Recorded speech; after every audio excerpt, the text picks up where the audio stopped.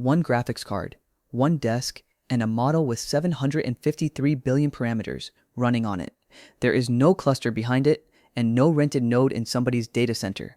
One workstation card serving all of it. 15 tokens a second in the team's own measurements. Slow enough that you notice, fast enough that you would sit and watch it work. The same software puts a 35 billion model on an 8GB laptop at 39 tokens a second. That paper went up on the arXiv 5 days ago. The code behind it had gone public 6 days earlier. 11 names are on it. Ion Stoica, Matei Zaharia, Song Han, people whose earlier work you already use. Stoica co-wrote the paper behind VLLM, the engine underneath a great deal of the inference you pay for. So this is not a weekend project.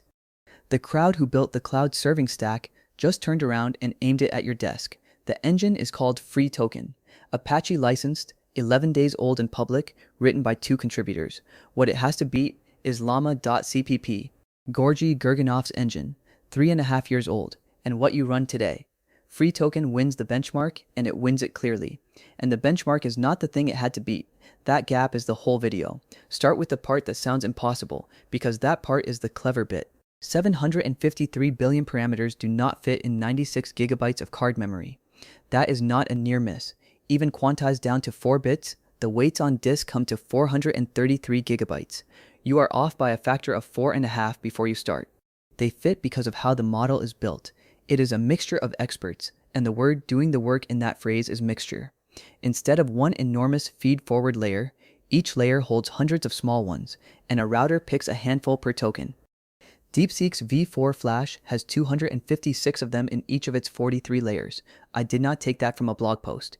It is in the model's own configuration file, which anyone can open in about 10 seconds. For any single token, 6 of those 256 fire. 6. The other 250 sit there doing nothing, and then the next token arrives and the router picks 6 again, possibly a completely different 6. So of 284 billion parameters, roughly 13 billion do the work for any given token. Under 5% of the model is awake at once. That is why a desktop is in this conversation at all. But sparse compute is not sparse memory.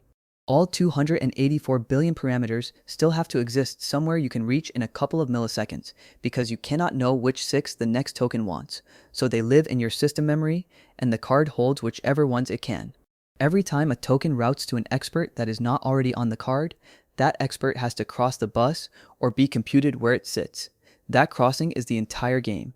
Every design decision in either engine is a different answer to one question: what do you do in the microsecond after a token asks for an expert you do not have? llama.cpp has an answer, and it has had one for a long time. You can tell it to keep the expert weights on the processor instead of the card, and it will run them there rather than shipping them back and forth. The flag is -n-cpu-moe. And the documentation for it is 1 line long, which is unusual because that 1 line is also the entire strategy. Keep the mixture of experts' weights of the first n layers on the processor. The first n layers. That phrasing does all the work here, and it is the easiest thing in the sentence to skim past. It is a split by layer number, and you pick the number before the model has seen a single token.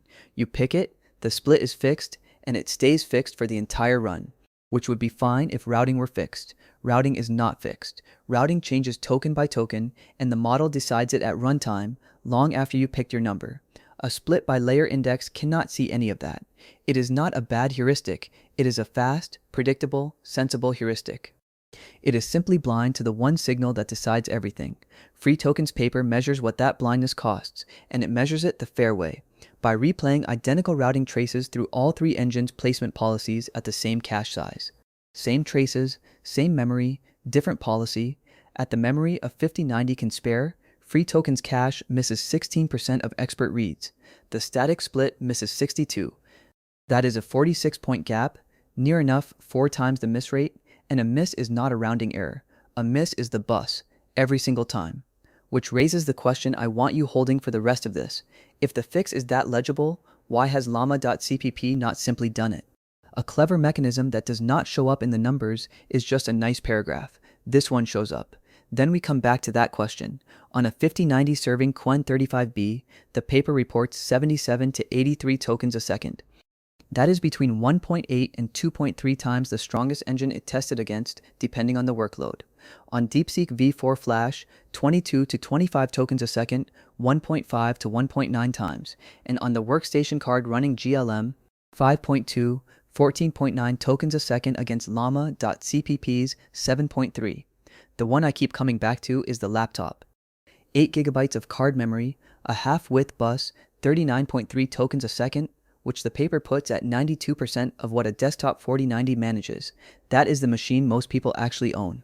Now the caveat, and I would rather say it plainly than bury it in a corner of the frame. Every one of those numbers was produced by the people who wrote the engine. That is normal for a systems paper. It is still not independent. To their credit, they did the rigorous version.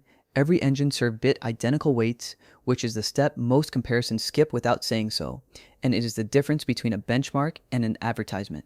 But on the day I wrote this, I could not find a single third-party benchmark of FreeToken anywhere. And the result I would make a decision on is the tail, not throughput.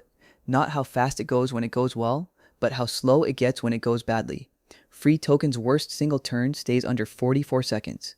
The paper reports llama.cpp crossing 232 seconds somewhere, a llama 179, and K-transformers 946, almost 16 minutes on one turn.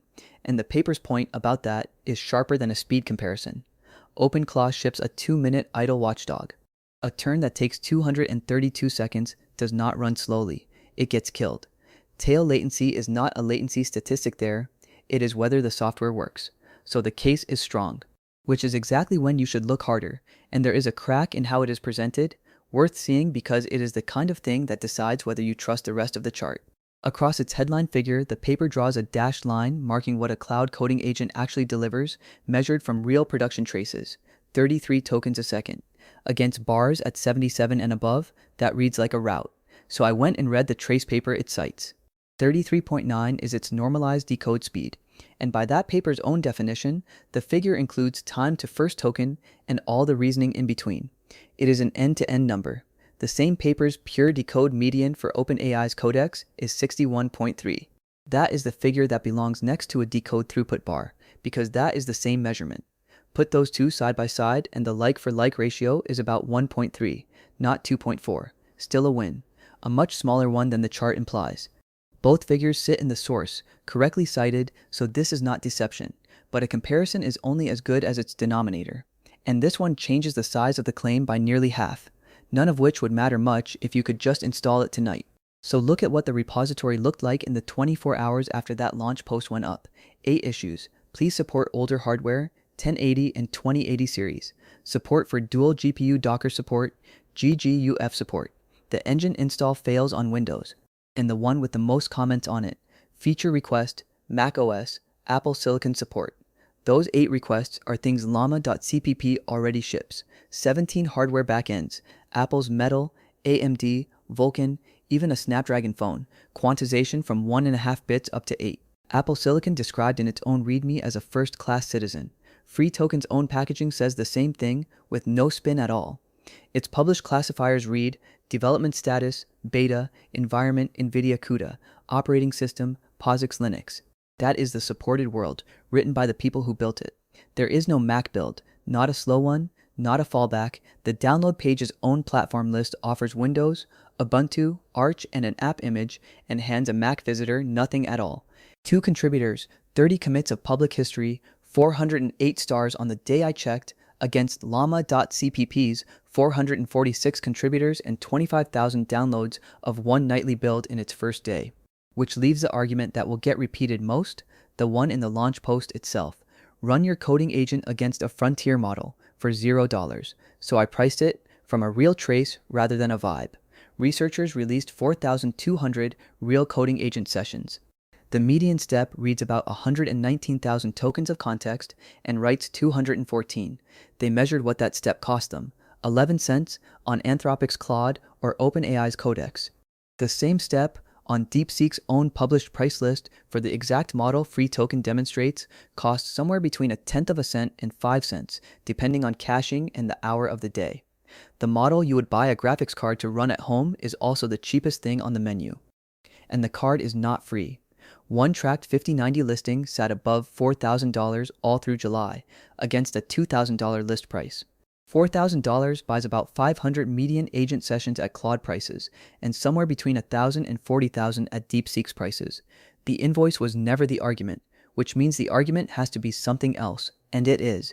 Nothing you type leaves the room. Nothing rate limits you at the worst possible moment. Your model does not get deprecated out from under you 6 months into a project built on it. None of that shows up on an invoice, and all of it is real. So, which one runs local AI better? llama.cpp.